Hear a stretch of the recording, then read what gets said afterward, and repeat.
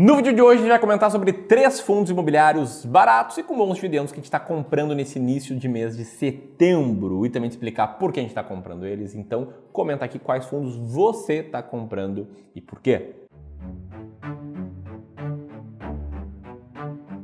E eu quero começar aqui falando do fundo de código HABT11, o Habitat Recebíveis Pulverizados. E tem aí 3 diferentes tipos de estratégias que o Filipão aqui vai explicar para ti. A primeira deles é a que investe no que eles chamam de Quarterly, que é a estratégia principal do fundo. Praticamente 80% do dinheiro deles está nessa estratégia, que visa comprar CRIs mais pulverizados, como o nome do fundo imobiliário diz. Então ali vai um terreno, vai um lote novo de construção, vai condomínio fechado, vai resorts. E aqui ele tira a maior taxa, a taxa mais agressiva do fundo. Segunda estratégia é a estratégia tática, que fica ali entre 10 a 12% do fundo. E essa visa mais comprar CRIs baratos para vender eles mais caros, buscando oportunidades mais momentâneas de mercado. E a última é a estratégia de liquidez, onde ele deixa ali numa renda fixa mais tranquila para ter aquele dinheiro rendendo pelo menos o CDI. E essa é a alocação em cada porcentagem de cada estratégia. Quando a gente olha para os últimos 12 meses, a performance do HABT11 está bem próximo ao 0 a 0, subindo 2% ali no último ano. Mas é um erro, né? Olhar apenas para a cotação de fundo imobiliário sem considerar a distribuição de dividendos, até porque os fundos têm que distribuir 95% do resultado de caixa. Então, na média, no longo prazo, esse crescimento sem os dividendos vai ser bem aquém do que o crescimento, de fato, do cara que reinvestiu os proventos. E aí, se a gente entrar aqui na nossa planilha inteligente para a seleção de fundos imobiliários e for olhar aqui individualmente esse fundo aqui, o HABT11, você vê que com o reinvestimento de dividendos, esse fundo rende 18,27% nos últimos 12 meses, 9,27% a mais do que o IFIX, e que o seu dividend yield do último mês foi de 1,24% e dos últimos 12 meses está bem alto, está em 14,26%. Que na cotação atual, esse fundo fica com uma relação de preço por valor patrimonial e um pouquinho menos do que ou seja, sem grandes descontos, é um fundo muito barato. E aqui, além disso, você pode ver bem como a carteira está diversificada, como o Filipão acabou de mostrar. E é justamente essa combinação, né, de preço por valor patrimonial com dividend yield, no caso aqui da nossa estratégia, a gente olha para a mediana dos últimos 12 meses, que está em 1,27%, que coloca esse fundo imobiliário bem ranqueado na estratégia S-Rank.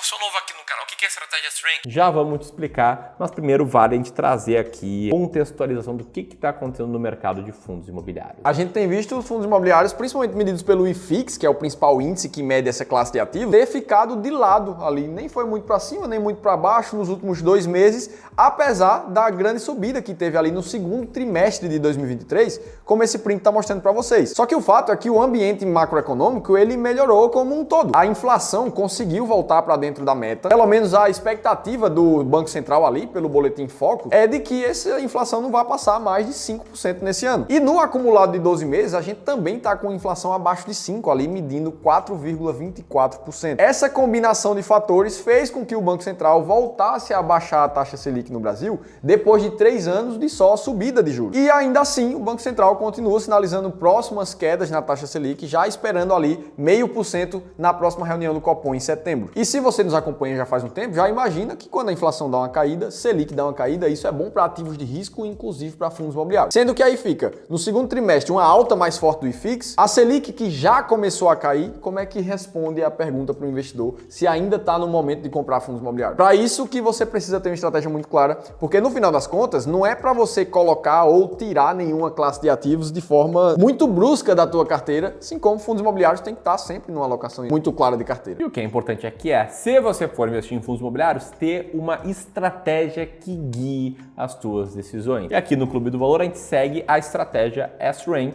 que a gente explica aqui em muitos vídeos, mas hoje, ó, o que eu vou te fazer é liberar esse book, tá na tela aí alguns takes desse book, em que eu explico a estratégia S-Rank, uma estratégia de investimento em valor para fundos imobiliários, ela é quantitativa, ela é muito parecida com a nossa estratégia de seleção de ações, só que olhando para fundos imobiliários, ela é inspirada aqui nessa fórmula mágica do Joe Greenblatt para bater o mercado de ações. A gente trouxe isso para o universo de fundos imobiliários e o legal é que investir com ela te dá muita clareza sobre quais fundos selecionar. Só que o ponto é, para quem investe há mais tempo no mercado, entende que quer uma estratégia de valor, vai perceber que os fundos que passam para esse ranking, na média, são fundos mais impopulares. São fundos, na média, com um dividend yield maior, que reflete, né, uma expectativa do mercado que esse dividend yield vai diminuir para os próximos meses, e com uma relação de PVPA menor, que reflete uma impopularidade, tendência de futuro pior para esses fundos. Então, muitas vezes você vai encontrar que os fundos imobiliários que passam hoje nesse ranking com notícias muito ruins no passado, né? E o grande ponto é que muitos acabam não seguindo a estratégia porque não gostam das notícias, só que a gente entende que as notícias já estão refletidas no preço e muitas vezes o tempo acaba mostrando que estavam refletidas aí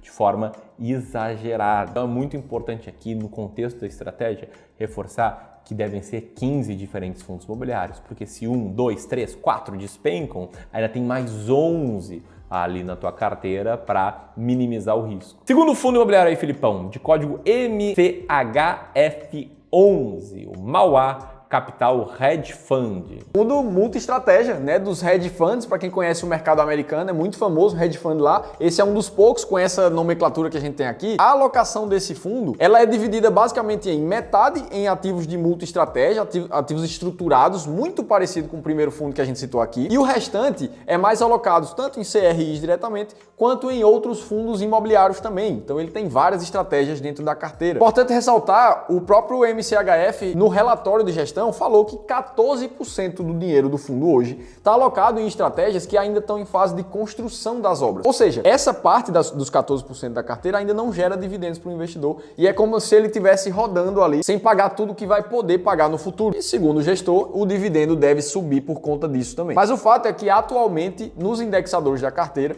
a gente vê uma taxa média ali de IPCA mais 11% ao ano, mostrando uma taxa bem agressiva, um fundo um pouco mais high yield no mercado também. O que, né, também acaba explicando o fato dele passar pela estratégia S-Rank. Os fundos high yield, eles têm maior risco, né? E por ter maior risco, geralmente eles acabam tendo um desconto no seu preço valor patrimonial ou um acréscimo no seu dividend yield. Não vai ser muito comum aqui passar nesse ranking um fundo high grade, que seria um fundo com menos risco. A gente entende que o risco você reduz com a diversificação adequada da tua carteira. E nesse caso aqui, o Mauá, por exemplo, ele caiu 9% nos últimos 12 meses. Isso, é claro, sem a gente considerar o reinvestimento de proventos. Considerando o reinvestimento de proventos, o Mauá ele tem um resultado um pouco diferente. Nos últimos 12 meses, há uma alta de 10,51%, muito em linha com o IFIX, um pouquinho ali acima do IFIX. Esse fundo imobiliário que tem um yield bastante elevado e também um PVPA abaixo de 1. E aí o legal é que aqui a gente pode fazer uma análise comparativa desses dois fundos imobiliários que a gente citou, né? O Mauá e também o Habitat. A gente coloca aqui os dois